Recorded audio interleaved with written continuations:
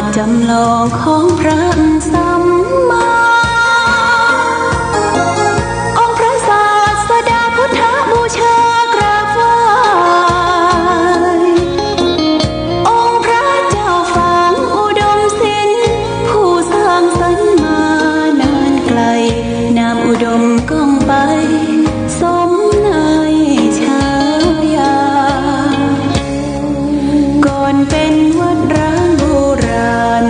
สืบสาน2524พระมหาราชครูเกษราปัญญาปรมัตติกาจารย์จากวัดดับภัยเชียงใหม่สืบสานเวลาผ่าน131 ปีนานไกลวัดพระบาทอุดมรุ่งเรืองงามตาเจ้าน้อยบุญธาวงศาคาหลวงบวงเชียงใหม่ปกครองหัวเมืองฟ้าทุ่มเทแรงกายแรงใจทุกชาติพันธุ์รวมใจรักษามัคคี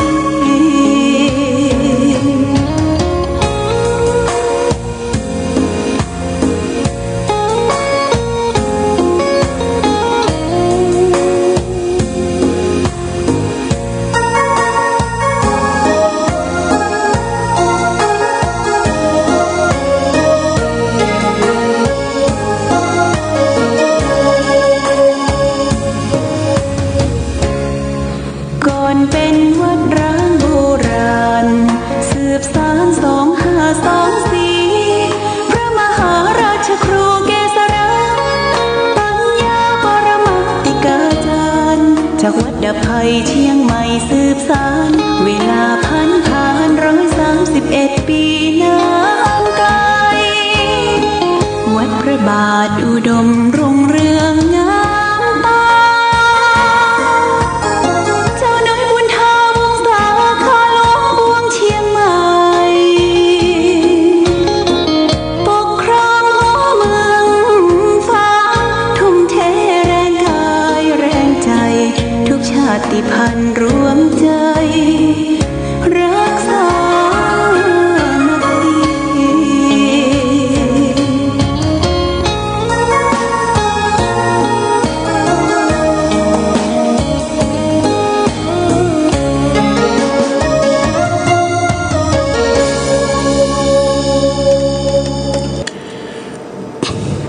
เจริญสุข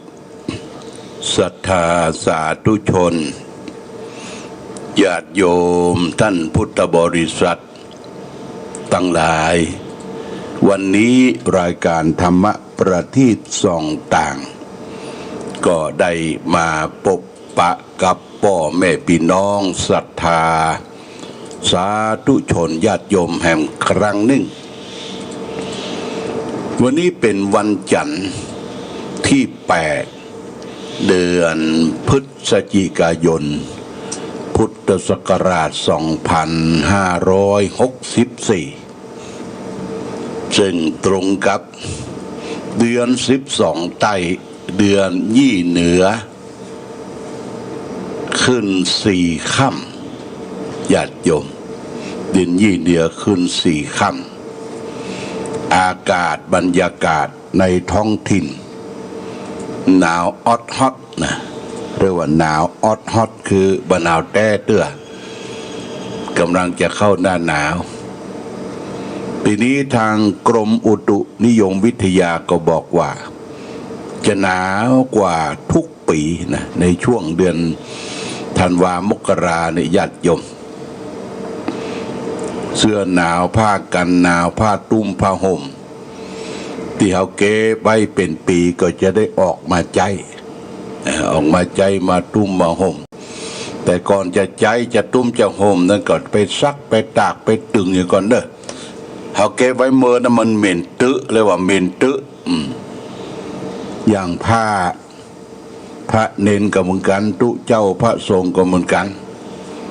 ญาติโยมถ้าอาตมาอยู่ใกล้ตนใดนะถ้าผ้าเหม็นแล้วอาตมาก็จะจี้ว่านี่ผ้าเหม็นตึผ้าแบบไปสึงไปตาก ตัวเก่านี่มันบ่เหม็นญาติโยมตดตัวเองสุมาเติดตัวเองขี้ตัวเก่านี่บ่เหม็นแต่คนอื่นนะเขาต้องเอาคนอื่นเป็นกระจกแจงเงาอ่ะผมเนี่ยแต่งกายนุ่งผ้านุ่งผ่อนเป็นจะได้เปิงก็เหม็นทราบก็กินปากกินผมมีก่อนี่เขาก็ต้องระมัดระวังตัวญาติโยมเพราะว่าคนเฮานั้นมันสกปรกญาติโยมคนมนุษย์ที่เกิดมาเนี่ยเกิดจากสิ่งสกปรกนะไม่ใช่ว่าเกิดจากสิ่งที่บริสุทธิ์มาเกิดจากท้องแม่ก็เปื้อนไปด้วยมรมลทินเป็นน้ำหนองน้ำเลือดน้ำยังนี่กว่าจะมาสะสางล้างช่วยมันต้องใจเวลาและเขาก็กินอาหารถึงไปเนี่ยนะกินเข้าไปเนี่ยเป็นของที่มาบริสุทธิ์อยู่อาหารการกินเป็นน้ำเป็นอย่างที่บริสุทธิ์พอมันไปเกือกไปกั้วไปผสมกับร่างกายมันก็เริ่มบูดเริ่มเน่าญาติโยมนะเริ่มบูดเริ่มเน่าตดก็เหม็นสุมาพายออกมาก็เหม็นยิ่งไปกินจิ้นกินเนื้ออย่างลักน้ำไปเนี่ยมันไปเน่านะญาติโยมและยิ่งเขาเป็นผู้เฒ่าผู้แก่ผู้สูงอายุสูงวัยนี่ญาติโยมนะบางทีมันออกมาโดยบ่ได้บังคับมันออกมาโดยอัตโนมัติแต่ก่อนเปิ้นว่าเงี้ยวยิดเงี้ยวยอดเงี้ยวยิดเงี้ยวยอดมันไหลมาเนี่ยเริ่มจะเหม็นละในห้องในฮับเฮานี่เงี้ยวยิดเงี้ยวยอดถ้าสิ่งทั้งหลายทั้งปวงเฮาบ่เก็บไปซึ้งไปตึงไปตากมักหมมหัวซุกนอนอยู่เหม็นเนอะตัวเก่านี่มันบ่เหม็นนะแต่ไผ่ไปไขประตูดูเนี่ยตะเนี่ยเอามาเป็นดีใครมาเพี้ยวห้องตุลุงแต่เป็นได้ใครมาเจ็ดห้องตุลุงแต่เหม็นเยี่ยวปะโตเหม็นสาบเหม็นกินตึนี่คือนี่มันเป็นวัยแก่ญาติโยมวัยแก่วัยชราปัจฉิมวัยเหมือนกันทุกคนเท่าแก่เท่ามาละเอาเปิ่งตัวเองตัวเก่าบ่ได้ลูกเต้าเข้าปั้นก็หนีจากไปบ่ปฏิบัติรับใจลูกศิษย์ลูกหาก็ตะยะออกไปมาปฏิบัติรับใจพอกอยนี่มันก็ลำบากญาติโยมนะสิ่งทั้งหลายทั้งปวงนั้นมันเกิดจากสิ่งสกปรกของอื่นที่เอามาใจนะมาเปลือกมาต้มมาตุ้มมาห่มมากินมาบริโภคร่างกายของได้มามันบริสุทธิ์จริงแต่มาเปลือกกั้วร่างกายทั้งกินทั้งอาบทั้งขับทั้งถ่ายเนี่ยก็เป็นสิ่งสกปรก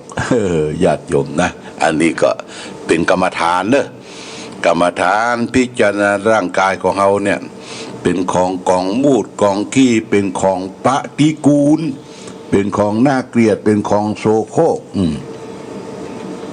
บางท่านบางคนนี่บ่ล้างหน้าล้างตาบ่แปรงฟันยังไปยี่เขี้ยวกับเปิ้นอยู่เนี่ยญาติโยมนะบ่ได้เนอะเราก็ต้องปรับตัวเองตัวเก่า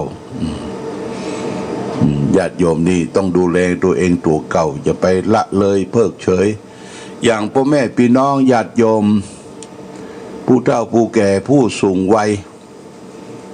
บางท่านบางคนบ่เข้าใจว่าอิ่มแม่ก็ยังแต่งตัวอยู่เนี่ยเดี๋ยวว่าเพิ่นดูแลตัวเองญาติโยมบ่ได้แต่งเนื้อแต่งตัวไปอวดไปชมไผอวดไปโชว์ไผ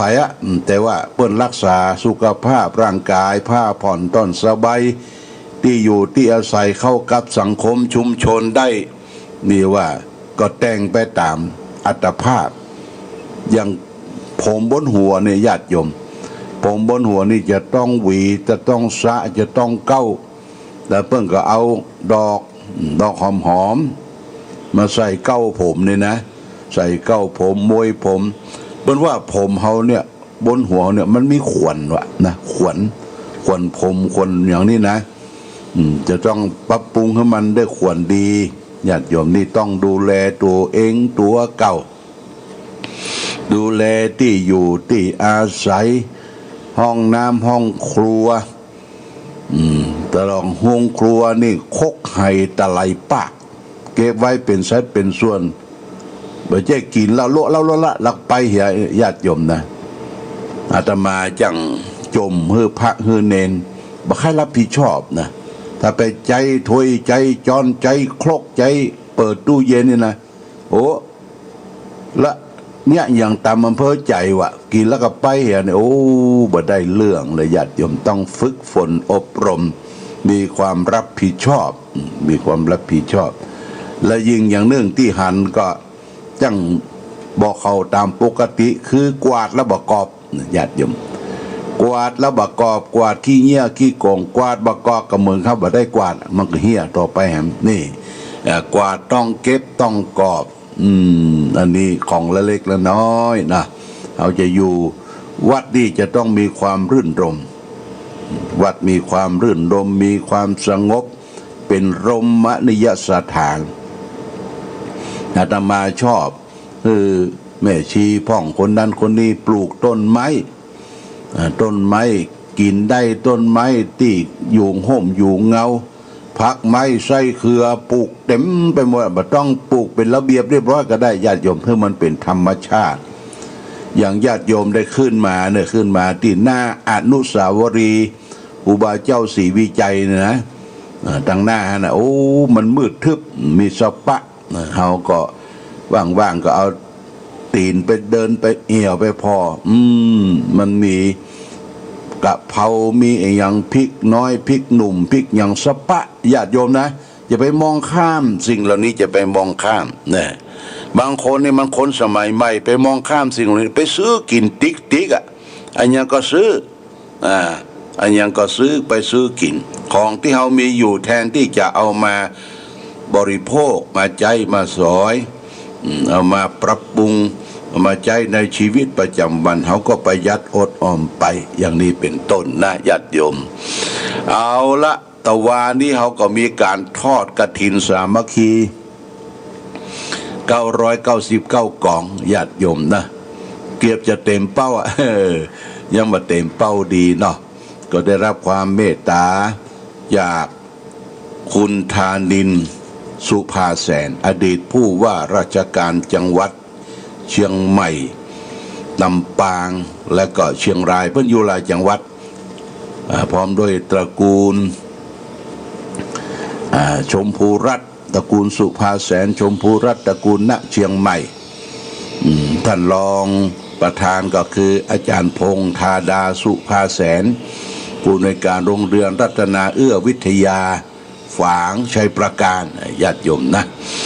ได้ร่วมโดยช่วยกันตั้งพี่น้องตั้งไก่ตั้งไก่ตั้งออนไลน์ให้มา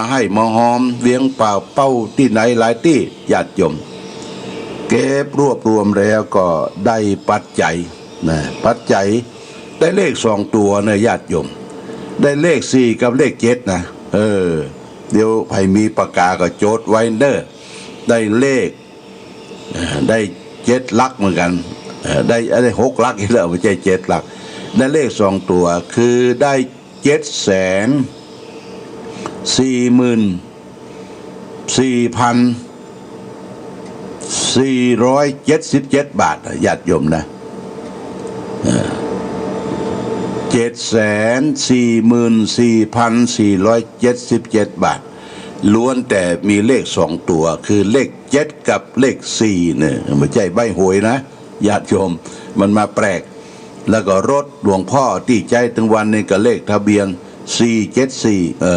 474ใจถึงวันนี้ก็474ต้องขอบคุณทุกหน่วยงานญาติโยมผู้ใจบุญทุกท่าน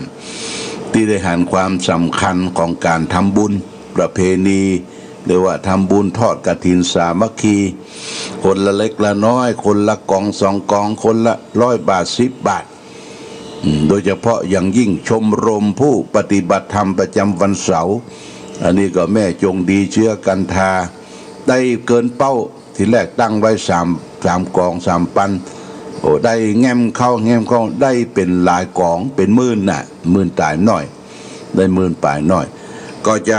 อนุโมทนาแห่งรอบเนี่ยญาติโยมเนี่ยรอบนี้เป็นรอบสุดท้ายโมทนาสาธุ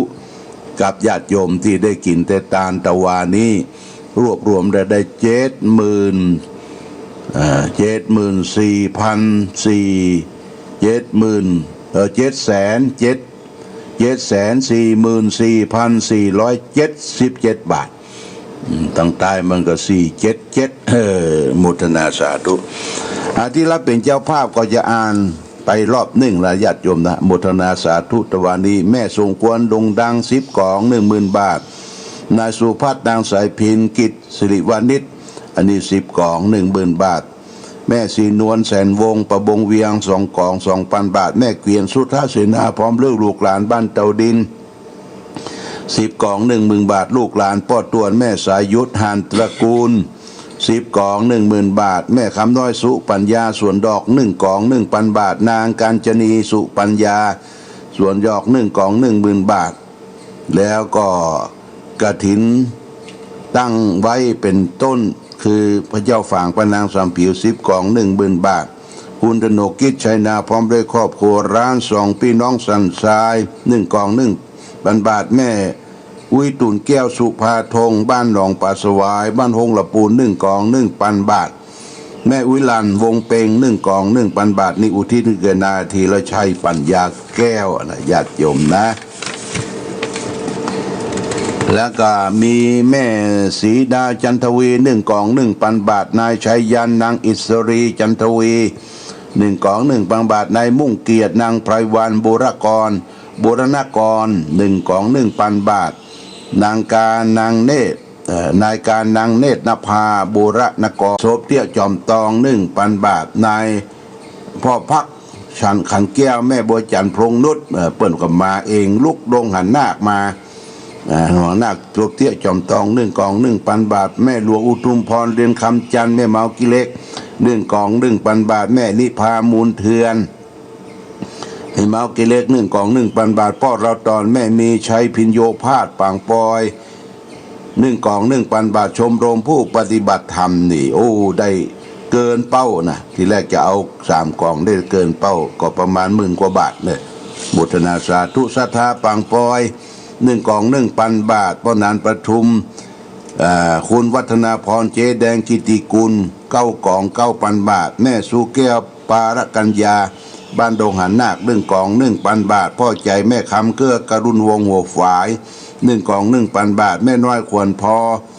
บ้านสันโก้งแม่อาย1 กล่อง 1,000 บาทพ่อน้อยเกษมแม่จันสมวงเขียนบ้านบ่อนปิ่นใต้1 กล่อง 1,000 บาทพ่อจรุนแสนใจยาสวนดอก1 กล่อง 1,000 บาทหลวงพ่อเฮียนตอมธรรมสำนักวิปัสสนา1 กล่อง 1,000 บาทคุณพงศธกรนางพัฒนะที่สกุลบ้านหนองยาว1 กล่อง 1,000 บาทพ่อศรีนวลแม่จันทร์ศรีสมปันไฝ1 กล่อง 1,000 บาทและก็นายเอกชัยพรหมแพทย์บ้านดอย1 กล่อง 1,000 บาทอันนี้ก็หลังจากนั้นก็เป็นรายชื่อที่ได้บริจาคร่วมกับชมรมผู้ปฏิบัติธรรมประจำวันเสาร์มีแม่จันทร์ศรีสุขา100 บาทแม่บัวพัดกูลัน300 บาทแม่วัชรีเชี่ยวนพรัตน์140 บาทแม่ประภัยวงศ์ศรีสุข60 บาทแม่ขันแก้วปันหมอก600 บาทแม่ชีลู140 บาทแม่ชีแปง100 บาทแม่คำน้อยสุปัญญา100 บาทแม่จันตาชัยวงศ์200 บาทแม่ทองพันอ่อน100 บาทแม่บัวเขียวเจริญทรัพย์100 บาทแม่จ้อย100 บาทอาจารย์ธิรินรัตนดาว1,830 บาทพ่อจีนพ่อชื่นกันทัดตันเมืองลำปางนี่เปิ้นโอนมาเนี่ยโอนมาทำบุญ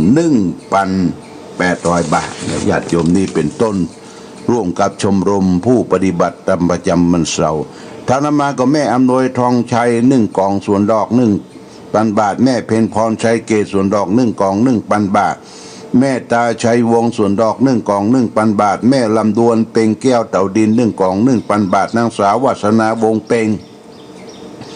เต่าดิน1 กล่อง 1,000 บาทแม่คำแสนจอมเวียงสุดโท1 กล่อง 1,000 บาทแม่ผันปวนทีมา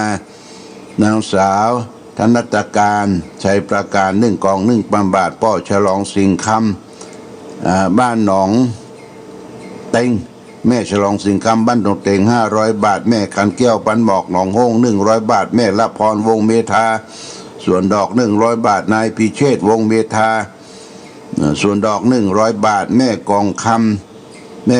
ำทองคำบ้านโป่งสลีเวียงป่าเป้า1 กอง 1,000 บาทป้ออ้ายแม่นวลป้อน้อยนวลพรหมมูล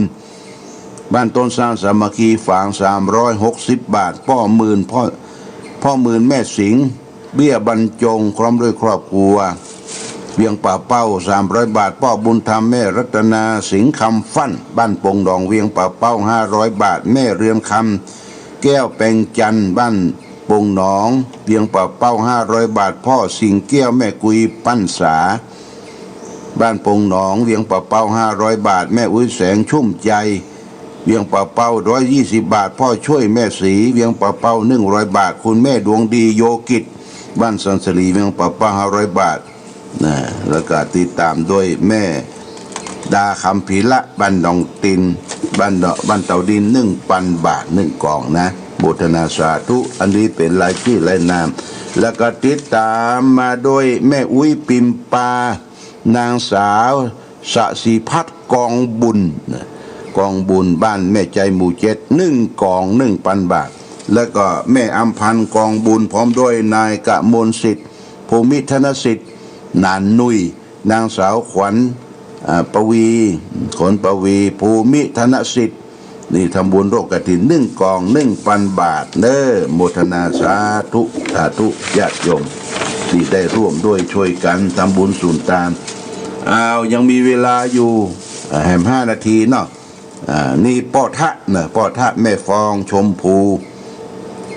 ปุ้นบ้านห้วยโจ้เหนือเนี่ย4 กล่อง 4,000 บาทแล้วก็ป้อน้อยเหือนแม่ระเห็นสีเทพอันนี้รวมยอดได้ 2,000 กว่าบาทเนี่ยเปิดต้นไปตั้งได้ 2,000 กว่าบาทโมทนาจารย์ปรีดาปัญญาวชิโลภาสส่วนชานี่ก็ทำบุญมา500 บาทอันนี้เป็นรายชื่ออ่านรวดเนี่ยคุณทพีพันธ์เครือโยนางสาวประภัยพันธ์กรองชัย1 กล่อง 1,000 บาทแม่ตุ้ยทองอินบ้านหนองอึงใต้หนองอึงเหนือ1 กล่อง 1,000 บาทป้อน้อยแม่จันสมวงเขียนนี่ม่อนปิ่น1 กล่อง 1,000 บาทนางสาวพัชรีปัญญา1 กล่อง 1,000 บาทแม่ประนอมปัญใจนางสาวปัทมาตะกะศรีลาเนี่ยบ้านแม่สูนอำเภอฝาง1 กล่อง 1,000 บาทนายสกวนหอสุวรรณจิตอันนี้ครอบครัวร้านสอเจริญพันธ์500 บาทนิพานคุณนิพาเนี่ยนิพาคนโตเอาซองไปแจกคุณเมยน้อยเสริมไสวง200 บาทพร้อมด้วยเตียเอกแม่เราเสริมชัยวงร้านเอกพันธ์500 บาทร้านกิจการค้าฝาง100 บาทนะแล้วก็พร้อมด้วยร้านทองแม่เจงฝาง200 บาทติดตามมาด้วยร้านสอเจริญพันธ์ดิบซ้ำ100 บาทแล้วก็นางใส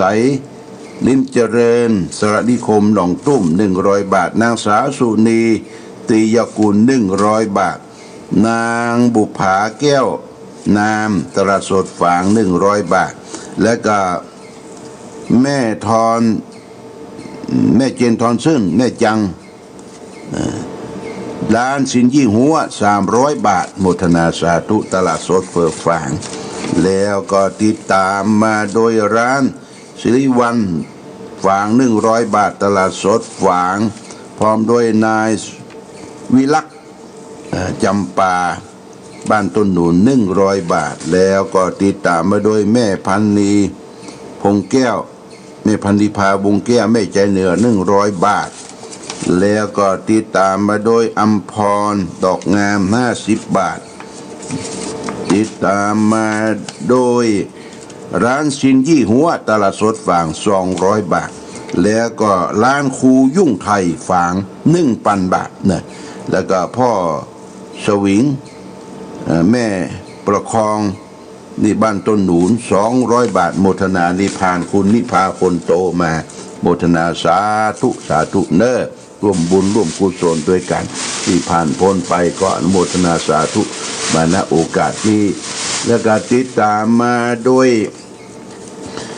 ท่านสสประสิทธิ์วุฒินนชัยอันนี้สมาชิกสภาผู้แทนราษฎรเขต7เชียงใหม่ 2,000 บาทแม่พรศรีปิ่นคำอันนี้เป็นกันเต้นะแม่เปิ้นมาตาลตะวานี่โอ้มีกันเต้มีผ้าไตรจีวรบ้านสันสาหน้อยนะแม่โมทนาสาธุพ่อหลวงศรีมาทำบุญกฐินพ่อหลวงศรีมาแม่จันทร์สมยอดแก้วเหลืองทำบุญกฐิน 2,000 บาทและก็ทำบุญบูรณะพระธาตุแห่ง 10,000 บาทเนี่ยบ้านสันตุนมือโมทนาสาธุและแม่นวลจันทร์กิติ ธงชาติและเพลงชาติไทยเป็นสัญลักษณ์ของความเป็นไทยเราจงร่วมใจยืนตรงเคารพธงชาติด้วยความ